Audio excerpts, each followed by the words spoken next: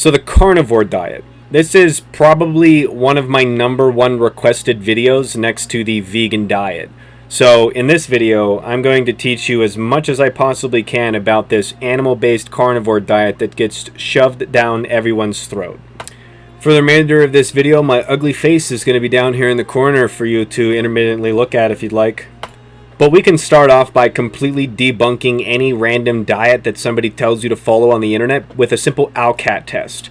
Because you can see eating beef for this person, having egg yolk for this person, or having egg whites, which would be listed right here, having avocados, are all a no-no for this person. So let's assume that somebody saw a diet, they're telling you, oh my god, this is the best diet ever, and that person didn't understand that there was an ability to test their blood to determine the foods that they should and shouldn't eat. That person may consume that diet, and the quality of their life would go down. So this is the preface: a diet's not food, it's information, and if you don't have the proper information on why you're eating what you're eating, then you're kind of just eating things based on the fact that there's a guy that's here that looks kind of healthy, that took a bunch of food and sat it in front of him and took a nice professional photo and said, look at my diet.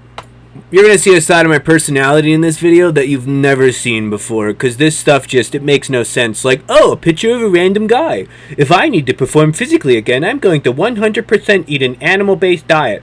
I have less information, but definitely has less information. So let's start at the very beginning and see what we're suggested to eat. Let's say that I invest none of my time in really truly understanding what this is, because a lot of people don't invest their time into things. It says that eat 1 pound of meat per day. So for every 100 pounds you weigh, you have to eat 1 pound of meat a day. So in this case, this person's with liver, aim for this, pancreas, spleen, bone marrow. Like we can say that beef is definitely an option on here. So let's look into food sensitivity testing, because that's the first piece of science. And then the second piece of science are going to be genomic tests. And you can see right here it mentions for your fat intake, ground beef.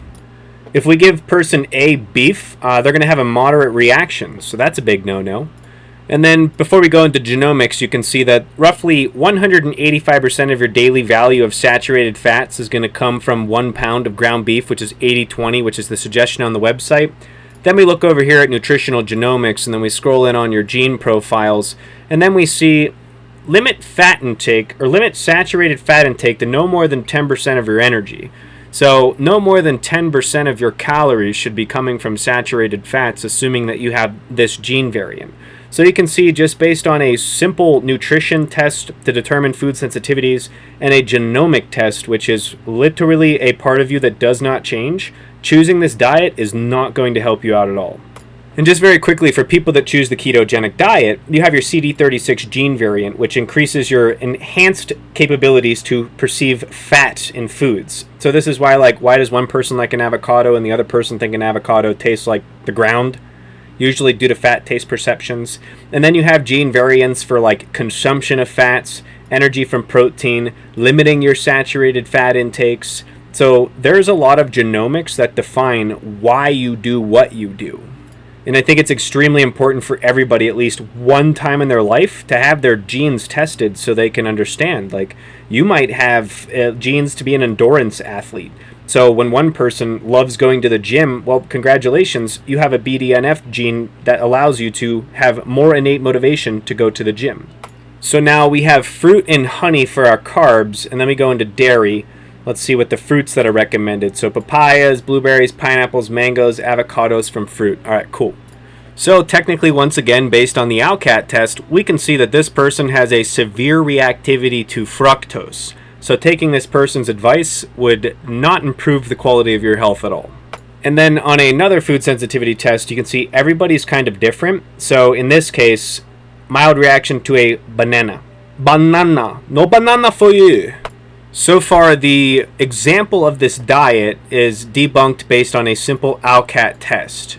You can't just consume random foods because you see a guy that's shirtless that looks like they're fit and claims that they feel better than they've ever felt in their life, because scientific evidence refutes the fact that one-size-fits-all diet planning is how diets work. So now organs, we don't really test the organs because most people don't eat those. So I couldn't really tell you if you're sensitive to liver, heart, or testicles. But if you want to eat those, that's completely up to you. But now we have the egg yolk, we have the ground beef, we have the bananas, we have the avocados. So you can see it's pretty obvious. Some people are severely reactive to these foods.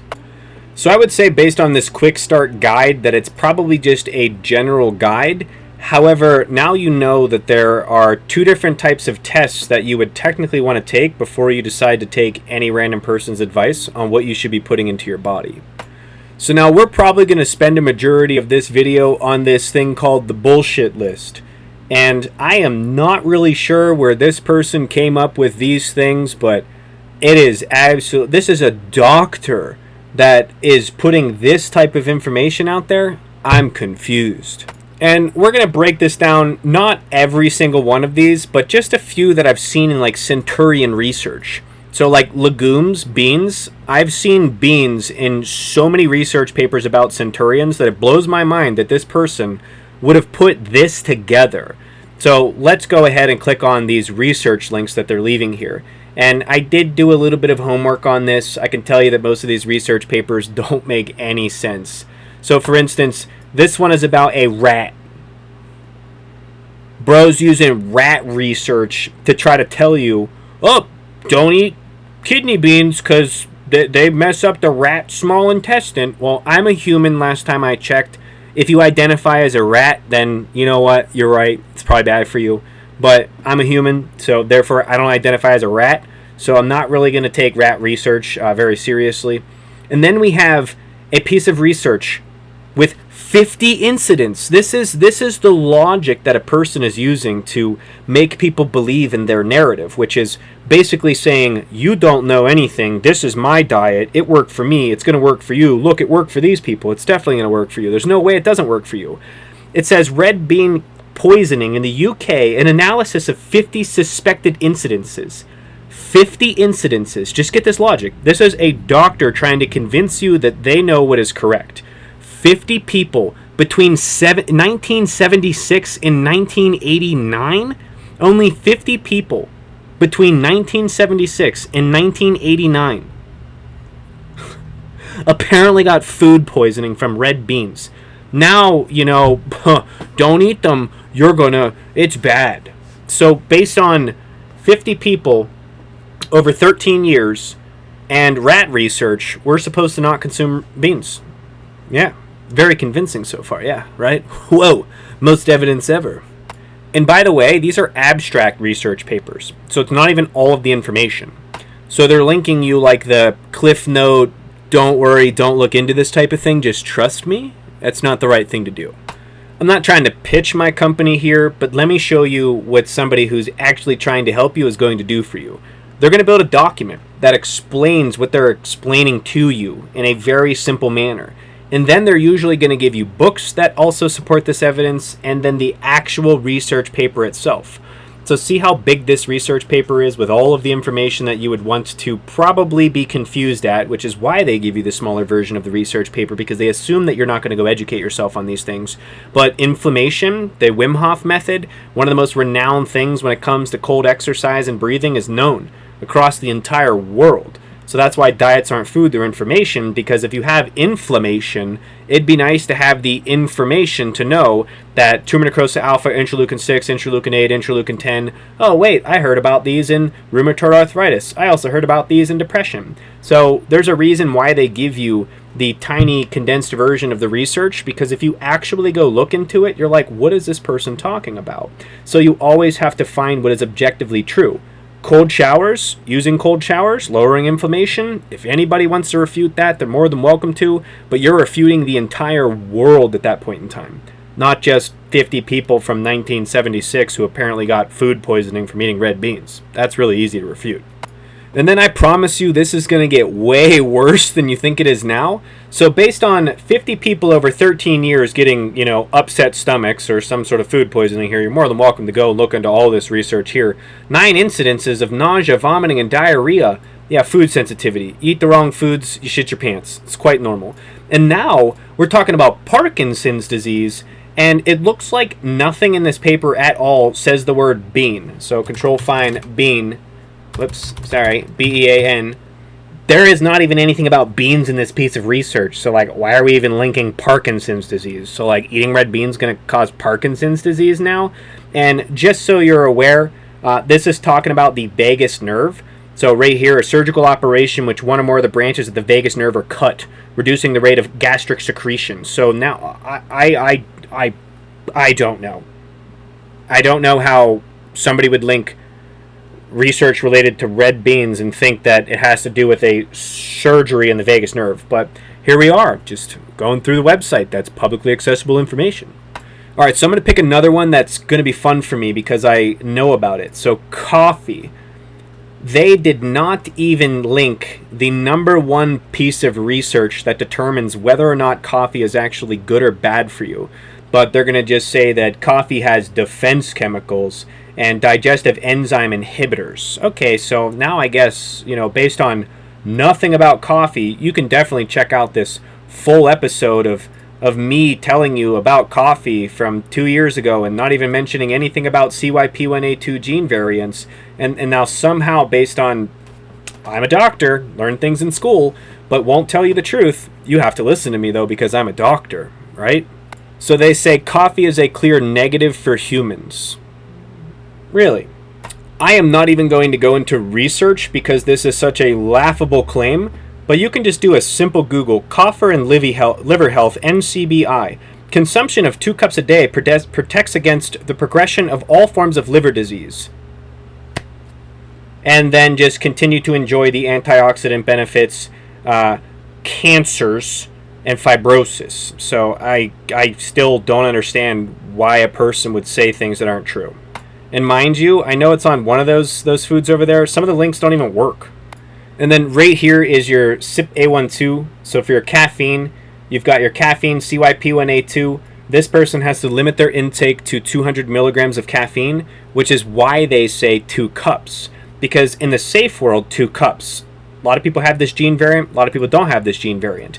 If you have this gene variant, which you're going to be able to see right here, we'll go ahead and even read this to you because I know a lot of people consume caffeine not knowing what gene variant they have, which is crazy.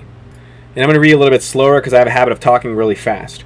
So caffeine is the most widely consumed stimulant in the world, and coffee is the most significant source of caffeine, with tea, soda, and chocolate also contributing to intakes. Research has shown that caffeine can influence cardiovascular health. However, the reported effects of coffee on the cardiovascular system have been inconsistent and in time appeared contradictory.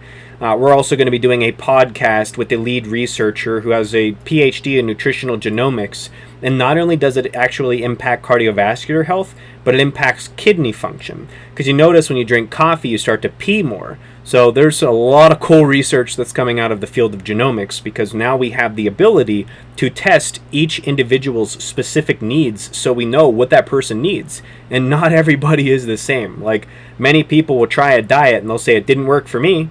Yeah, I know why it didn't work for you. So some studies report a link between high coffee consumption and an elevated risk of high blood pressure and heart disease, while other studies have shown no effect or even a protective effect with moderate intake. 2 landmark studies have now shown the effects of coffee on cardiovascular disease depends on a variant of a gene called CYP1A2.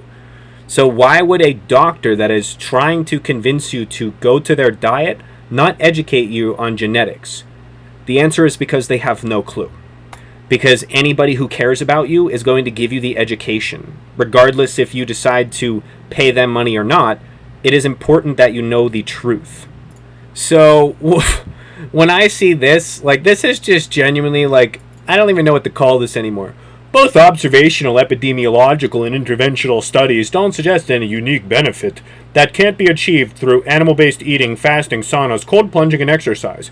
Coffee is a clear negative. Like, what is this? This dude's trying to compare cold plungings, exercises, sauna. Like, people can have McDonald's-based diets and exercise and still be considered healthy. Like, exercise is one of the biggest predetermining factors of all-cause mortality. Like, it's called the bigger the belly, the smaller the brain research, which, let me give you the Google for that real fast. So this may or may not scare you, but you can see you're more than welcome to go into the research. I'm not going to bore you to death with research papers in this video, but people with larger waists may have smaller brains.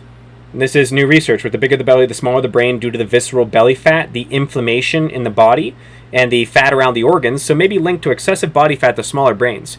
People with thicker waists were found to have lower volumes of gray matter in their brain. Gray matter is consistent with mostly nerve cells. And then when you get into your brain-derived neurotrophin factor, your insulin growth factor 1, IGF-1, body grow, brain slow, fasting, lower levels of sugar, lower levels of IGF-1, cognitive decline as you age, having higher levels of insulin growth factor 1.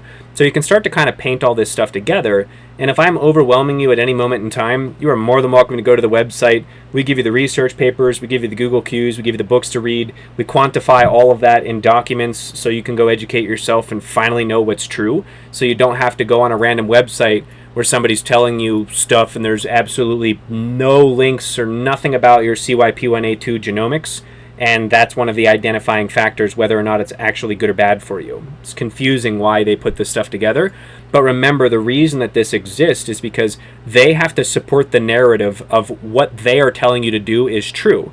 So you'll notice one of the things that I never do are tell people what they're supposed to eat, because I don't know. No one knows what anybody is supposed to eat, so everybody that tells you what to eat is literally lying to you. Period. Like, might be a lot to take in, but anybody who is trying to tell you what to eat, like, hey, here's what I eat, you can eat it too, it's going to be great for you. Incorrect, not true. So here's another fun one. Celery cleanses. A lot of people will talk about celery cleanses, but so here we go. Wow, this is enlightening. Celery is a plant stem and leaf. I didn't know that. How does he know that two parts of the plant don't want to be eaten? Can this man, is this the plant whisperer? I thought this was the carnivore diet guy, but apparently it's the plant whisperer, because now he knows that celery doesn't want to be eaten. Did you ask celery if celery didn't want to be eaten, and celery said, please don't eat me? Y'all may have never seen this before, but I think it's hilarious. Yeah! Oh, well, do green beans want to go to the party? Does celery want to go to the party? Yeah! Okay, let's go! Carrots! Yeah! This is how I feel like they're educating you. They're like, nah, just take my word for it. It's definitely bad for you. I'm not going to give you any reason to tell you it's bad for you, but just trust me, it's bad for you. Once again, I apologize. I am not going to dive deep into the research because I think it's just confusing why people say these things. But just with a basic Google about antioxidants and getting rid of free radicals in your body, well, looks like celery gets rid of free radicals. Looks like celery can suppress cardiovascular inflammation, oxidative stress, and inflammation in the bloodstream. Oh yeah, it's definitely bad for you. You know, nothing like some oxidative stress and having a higher risk of heart disease.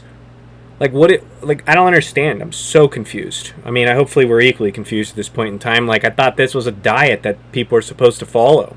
And then don't worry, we'll do Liver King in another video, but these dudes used to be like friends with each other, and then someone's like, oh no, I can't be associated with him because he did bad things. Like, and really quickly, I am not a doctor, but it is very obvious when somebody is cycling steroids based on androgen receptors. They grow here, they grow here, they get real big here. It's very obvious when somebody is on steroids, but let's just link this together and you can listen to what these people say. This guy has been intricately involved in the entire marketing ploy. Here's Paul talking about Liver King and the steroid scandal. Didn't you know, Paul, about the steroid use? The answer is no. If it looks like a duck, if it quacks like a duck, then it's a fucking duck. How does a person that is a literal doctor not know when somebody is on steroids? Right there is where 100%, I guess this is just some sort of marketing ploy to convince people. Like, think of it this way, right? Carnivore diet. Oh, vegetables are bullshit. Don't eat vegetables. They're bad for you. Think about a majority of men that are between the ages of, like, I don't know, 20 and 35, maybe 20 and 40. Their parents didn't feed them vegetables. Vegetables taste gross because we're eating hyper-palatable foods, such as ice cream and Flamin' Hot Cheetos. And then someone comes along and says, look at me, I'm really fit. I'm big and buff. Don't eat vegetables. They're stupid. When people don't like vegetables in the first place, it's the easiest way to take that person who hates vegetables and make them listen to you. Because you say, oh, vegetables suck. Like, they're stupid and dumb. Like, How the did you not know Liver King was on steroids? If this guy actually believes that Liver King wasn't on steroids at any point in time, he's not qualified to give any advice. I agree, because it is very obvious that the person was on steroids, but then you have a doctor being like, oh, I didn't know he was on drugs. So you can clearly tell that these people are nefarious. They do not give a hell about you as a person. They just want your money. Because, well, let's find out the education that's on this website. So far, we've learned about food poisoning in rats and things that aren't even related to beans. So far, we've never learned about our CYP1A2 gene variants, which you're more than welcome to go here and then click on the genomic testing button. You're more than welcome to watch genomic testing, but have a breakdown of the CYP1A2 gene variants right here so you have the ability to defend yourself against random people online that like to tell you things that aren't true. It is just insane. Like, let's look at turmeric. So let's see, turmeric right here. So this right here, turmeric when combined with pepper increases its absorption by like 2,000%. So they must have missed the whole dietitian's education over here because they didn't even tell you anything about it. Like, should be consumed with pepper, but they definitely did an entire podcast about it to tell you how it's bad for you. And let's see what it says here. So, dark side of curcumin, no abstract available. Oh wow, I guess you're just linking me to stuff that doesn't even exist. So me personally, I am not sure why somebody's going to attack turmeric. Turmeric has a shit ton of research behind it, kind of like blueberries passing the blood-brain barrier. So when you're going to attack a highly researched food and you're not even going to supply one piece of evidence towards it except for an abstract that doesn't even exist, I'm confused. So not really sure what you're going to believe here, but would you like to believe the PMID link that doesn't exist because the abstract's not even available? Not really sure what happened here. Maybe they said, oops, yeah, that's not true, and then we took it away. I don't really know what they did there, but it's not even available. So they're linking you to places that don't even exist. So this becomes one of those things where DYOR, do your own research. Look at what the internet says. Anti-inflammatories, reductions of inflammation, taking this, reducing inflammation. I mean, I don't know about you, but it doesn't look like it's going to be that harmful. So remember, let's recap.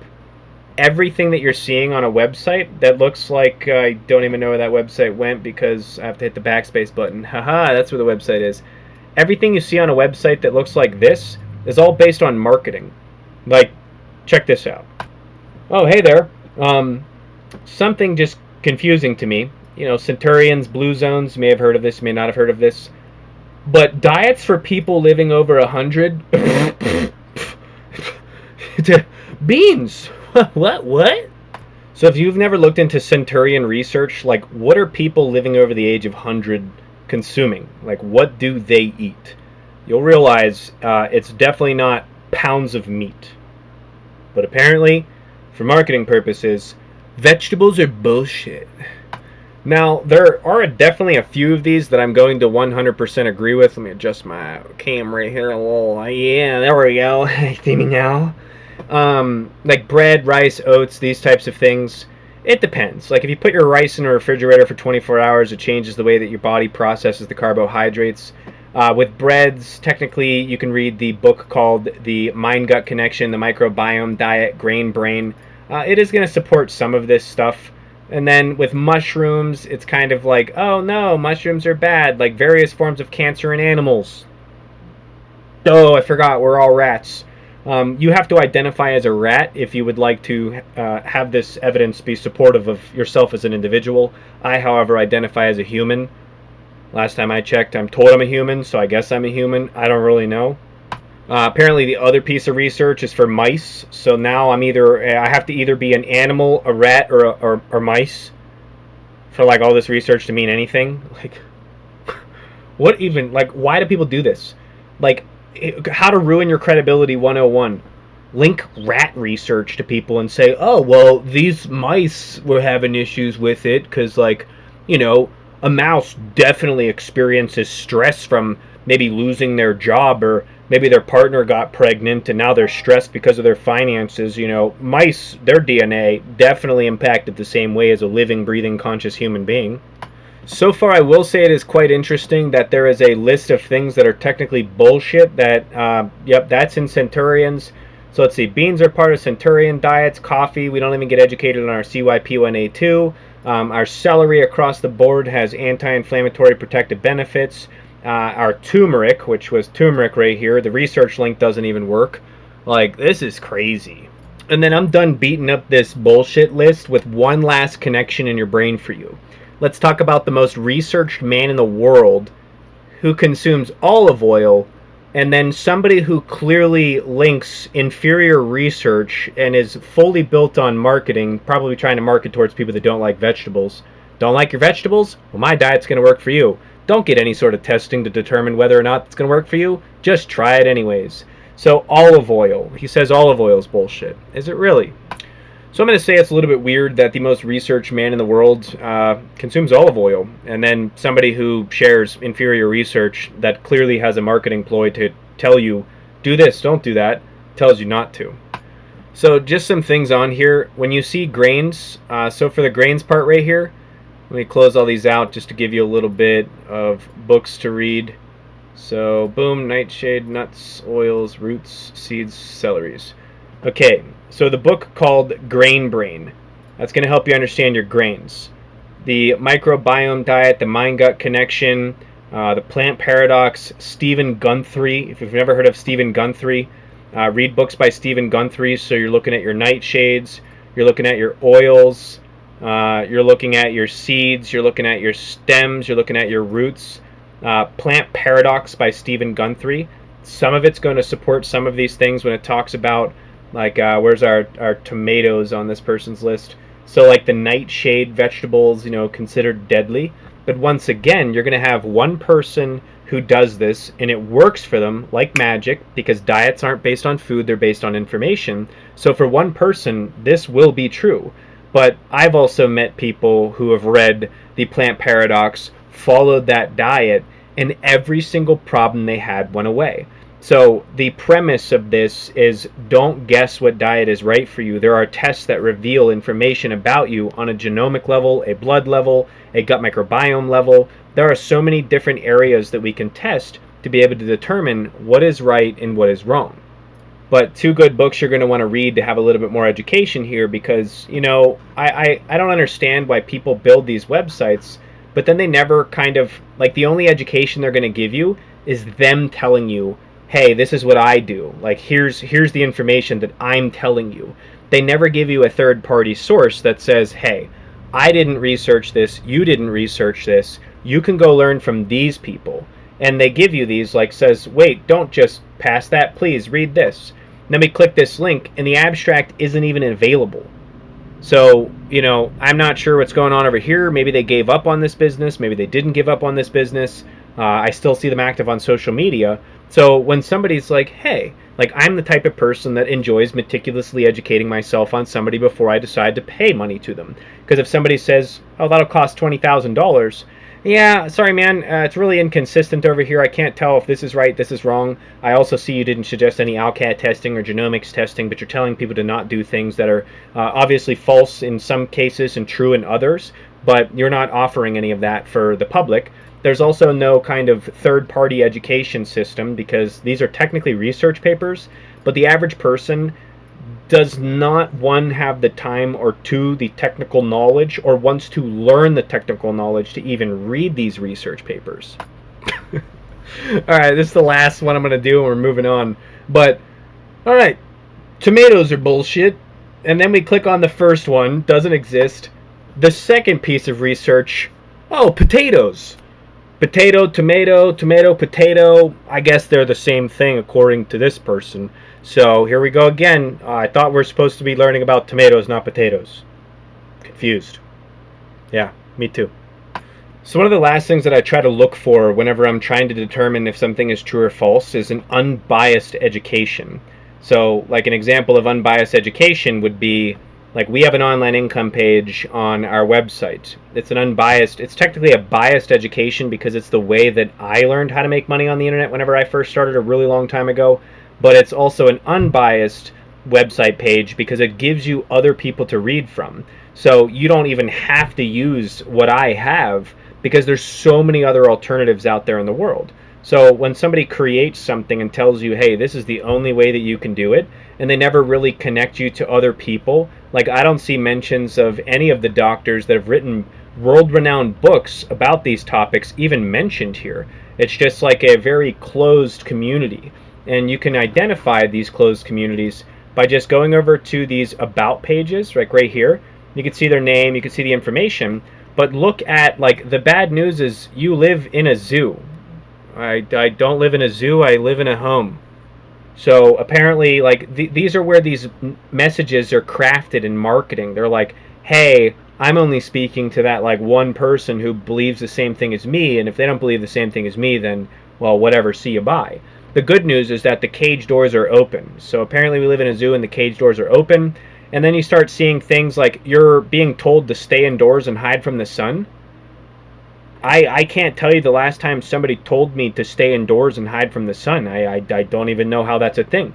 You're being told that you're broken and can only be fixed with pharmaceuticals. No. Last I learned, people might find out that they're broken, and then they learn to heal through other people who have healed. So we don't exist in this, like, doctor brain world anymore. And what you need to realize, even though this person did go to school for nutrition in a technicality, they still have less hours than a dietitian. So dietitians are still more intelligent than doctors when it comes to food. So when a doctor is telling people what to eat, that's cool and all, but dietitians have a superior education to a doctor, and they also have to have more clinical hours than a doctor. So not even in just career field in general, just even in the clinic side of things. So they have more hours than a doctor, even if a doctor specializes in what this doctor specialized in. So what I'd like to conclude in this video is that, yes, any technical diet where you're consuming among the same amount of foods is obviously going to improve the quality of your life, assuming you're transitioning from some sort of, yesterday I ate a bag of Flamin' Hot Cheetos and ice cream and some donuts. Today I'm going to go eat Taco Bell. Tomorrow I'm going to have McDonald's at 11:30 p.m. This weekend I'm going to go to a bar and drink a bunch of alcohol and eat pizza and maybe chew on some random candy from the grocery store. If you don't have an actual diet or never worked with a dietitian in your life, then yeah, you know, doing any sort of technical diet that is like eat within these types of foods that are low in ingredients, they're not hyper palatable foods, of course, there is a chance that it's going to help you. But just so you can see, the food variances between people are completely different. One person has a severe reactivity to an avocado, garlic, sweet potato, and then when we're moving down over here, we can see that vegan might be out of the choice for this person. So they can't have avocados, garlics, sweet potatoes. They can't have most of their seasonings. They can't have broccoli, Brazil nuts, blackberries, almonds, acorn, squash, onions, peppermints. They can't have rhubarb, sage, vanilla, white potatoes, walnuts. So maybe vegan might be out of the question for this person based on the sensitivities that this person has.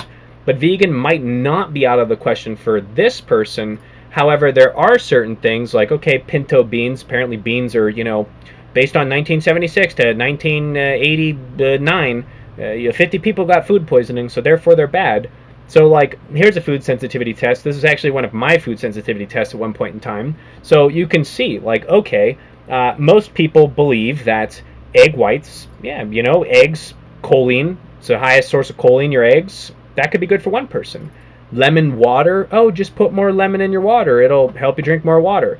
Well, moderate sensitivities to lemon, peaches, red beets, scallops, normal foods that people consume. And then mild reactions, here's your avocados, here's your bananas, here's your blueberries, here's your cashews, here's your cinnamon that helps with your appetite, your flax seeds, your iceberg lettuces, your lambs, your lobsters, your oreganos, your paprika, parsley, pork, pumpkin, raspberry, sage, sardines, soybean, veal, walnut, watermelon. And then someone's like, what the hell do you eat? And it's like, well, I eat based off of the tests that I take, and I have never experienced for years stomach aches, upset stomachs, waking up tired, lethargy, not sleeping good, once I started listening to what my body was telling me through science. And then when we get over into like the fields of genomics, which it's like, these aren't going to change.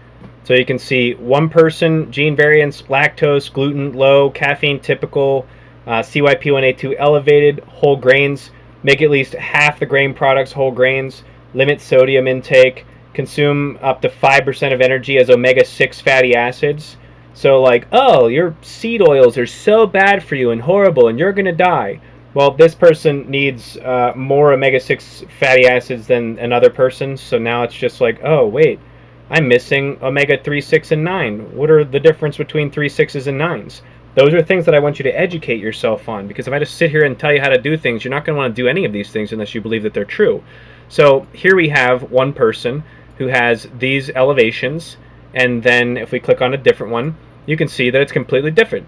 This person just says meet the RDA requirement for 6 and 3. The other person has to go above and beyond it because they're elevated in a specific area. One person has typical, another person has lactose. You go over here to your choline. So I can tell you some general stuff. Across the board, if you pay attention to vitamin D right here, I can tell you about 90% of people that we've done genomic tests on have an elevated need for vitamin D. And that's probably in some way, shape, or form due to the fact of how much time people spend inside, out of the sun. Maybe diets are deficient in vitamin D. I couldn't really tell you the reason that this is happening. These are all things that we're pursuing because now we can see after a large amount of tests what is true and what is false. And you notice even a doctor doesn't even do this stuff. You're like, what are you doing, bro? Why are you telling people to eat stuff without even knowing why they're supposed to eat, what they're supposed to eat? You don't even look at anything before you consult. So that's the stuff that's a little bit confusing to me. And maybe they do on the backside, but it's very important to kind of like, be transparent with your process on the internet nowadays, because anybody can go anywhere and buy anything from anyone. So it's like, why would they choose to buy from you? My brain, I'm like reciprocity. Here's everything you need to go change your life. Have a great day. The only thing you can't do is spit on your computer and get your genomics back. You can't take a dump on your computer and get your microbiome back. You can't bleed all over your keyboard and somehow magically have an ALCAT test. So there's certain things that you have to work with a professional with. And these are one of those things. So we can see vitamin D, right? A lot of people have deficiencies in vitamin D. Choline requirements. You can see choline right here is going to show up. Elevated. Now some of them like calcium differences, iron status, the two biggest ones we've noticed are choline and vitamin D. So most people aren't getting enough choline, they're not getting enough vitamin D. Low vitamin D, whole hosts of problems. And then just think about stuff like this. This person has a genetic advantage to excel in endurance sports. Like, you have a genetic advantage to be better than everybody else at something. And then some people ask, like, why am I not good at this? Probably because you're not this person that has a typical potential versus an enhanced genetic disposition to being better at sports than somebody else. So these are the same things. So like your motivation to exercise, your exercise behavior, your power and strength, your pain. So people that experience pain, your body mass, your bone mass, your Achilles tendon injury. I can tell you, in causation, correlation, whatever you want to call it, that Achilles tendon injury, business partner was on a vacay, playing basketball, injured their Achilles tendon playing basketball, and they had an elevated risk for Achilles tendon injury. Can't tell you it's because of the Achilles tendon gene variants, but why did that person just so happen to injure their Achilles tendon? And then why did that same person, and these are different genomic tests, but rotator cuff surgery, I had rotator cuff surgery. I had an increased gene variant. I remember somebody telling me to stop training upper body every single day because I was a young skinny kid that wanted to get buff, because I thought as a guy you're supposed to be buff or you're basically a nobody. And that's one of those psychological things that are pushed on men nowadays. Oh, you don't got big buff muscles, then nobody's going to respect you. Yeah, completely false. Let me tell you how false that one is in another video. But rotator cuff, you can literally see the increased risk of rotator cuff injury. I injured my rotator cuff. That'd been cool if I had some genes right here that said, hey, stop doing that, you're going to hurt yourself. Not somebody telling me, hey, don't do that, you might hurt yourself. It would have been, you're going to hurt yourself. And then I'm going to bring one last thing to your attention. If you're not familiar with inflammation in your body, you can see interleukin 6 right here. What I'd like you to do, if you're interested in self-studying, learning about interleukin 6, if you're the type of person that's ever felt depressed, you've ever genuinely actually just felt like disdain for life, period. Obviously trauma. But check out the interleukin 6 elevations here, interleukin 6 elevations here. I can go across about, once again, 90% of these tests, and people have increased variance in the area of interleukin 6. So remember, when somebody's giving you research, you can see this is the abstract for this research paper. It doesn't really tell me anything except depressive disorder is considered a potentially aggressive state of neuronal deterioration involving apoptosis, reduced neurogenesis, reduced neuroplasticity, and increased immune response. So, fasting at its core kind of just starts to make sense with all of these. And then this is the wrong research paper because this doesn't tell me anything. So I would have to go here to find the accurate research paper that has all of the information that I'm looking for the education that I would like to receive, not the cliff notes. It's like, would you rather listen to a podcast or a book? Or read a book and research? Most people choose the podcast, and they're like, oh, well, this person told me to do this thing, and now I'm just doing this thing because some podcast told me to do this thing, and fuck of all, I don't know how to do research. I don't know what's going on. But check this out. You can see this is the same research paper right here. And then let me just show you one thing about the immune response. So Control F, first of all, treatments administered in the initial phases of depressive disorder, antidepressants have an effectiveness rate of 23% over 6 to 8 weeks, and 70% of people do not achieve any sort of aid by taking these pills. So about 70% of people taking drugs, never going to help them. So here, look up interleukin 6. Oxidative damage, insulin growth factor 1, depression, bipolar, oxidative stress, excitotoxicity, damage, interleukin 6, interleukin 8, a circuit of inflammatory excitotoxicity and oxidative damage. So there's your interleukin 6 and interleukin 8. There's some of your inflammation. And then we all know about the Wim Hof method, right? Wim Hof, NCBI. And then you check out the Wim Hof research. Check out the Wim Hof research. So IL-6, hit enter. Check it out. Pro-inflammatory cytokines such as tumor necrosis alpha, interleukin 6, and interleukin 8, and anti-inflammatory cytokine, they're literally impacting one another. So when you look at like the root cause of problems, like hyperpalatable foods, constantly spiking your blood sugar, anxiety, no duh, unbalanced blood sugar, anxiety. There is tons of research out there for you to go through looking at that stuff. But then you get over into more serious stuff where people are like, I feel depressed. Yeah, keep taking warm showers for the rest of your life and missing out on lowering inflammation that could possibly be in your body based on a genetic test that you're actually likely to have higher levels of interleukin 6 than the average person. So if you're likely to have higher levels of interleukin 6 than the average person, why are you not taking cold showers? I'm going to tell you, they suck at first. You're sitting in there, you feel like you're going to die. But guess what? Self-induced versions of anxiety are processed in the brain differently than anxiety that you have no control over. So then you train your brain, you give yourself the ability to control the anxiety that you're going to experience. So I just wanted to leave you with some self-study research, because this is the stuff that I wish people did for me that they didn't do for some reason. I was like, maybe, I'm going to tell you that I've connected with a lot of people in my life, and I've been in a lot of different master classes on the internet.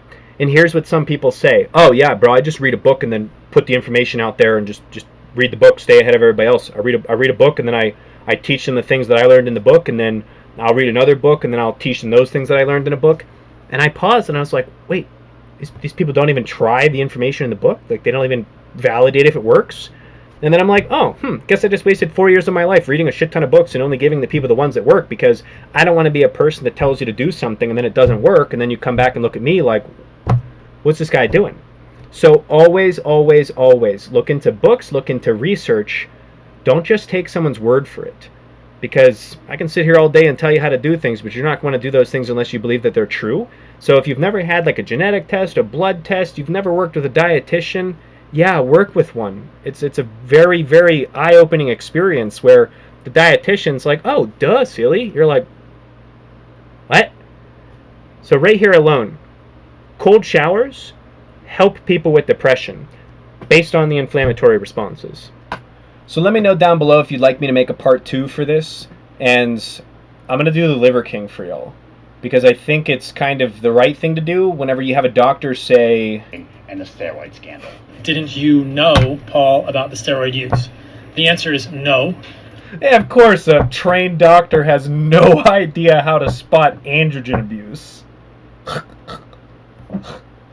So y'all, if you're tired of getting slapped around by humanity, just start using Google. What does someone look like? What does someone on steroids look like? Images. Well, if it looks like a duck and it quacks like a duck, it definitely happens to be a giraffe. So I will see you in the next video. Comment down below the things you'd like to see from me in the future. Feel free to subscribe if you want to subscribe. I'm not one of those people that you like to ask for subscribers. It makes me feel icky and gross. But I'm going to try my best to give you a full rundown on all these random people on the internet that tell you to do things. because they just like to tell you to do things, I guess. I'm not really sure. Half the research didn't exist. Most of it is eerily refuted by a simple blood test to determine whether or not you should or shouldn't consume the foods that people are telling you to eat. And then you get into genomics, which is down an additional layer. I mean, I don't understand why people are telling you what to do, other than maybe they just believe that people want to be told what to do. Like that nefarious way, like, people definitely want to be told what to do. They love being told what to do. Yeah, I don't like that. So you're more than welcome to go educate yourself for completely free on the website, and I hope you have a beautiful day. But what the hell's this? Oh, it's a statement from the website. I firmly believe that nutritional choices lie at the root of so many chronic illnesses that Western medicine deems irreversible. Well, good thing we have testing to be able to determine the actual reason for the changes in the diet. I'll see you in the next video.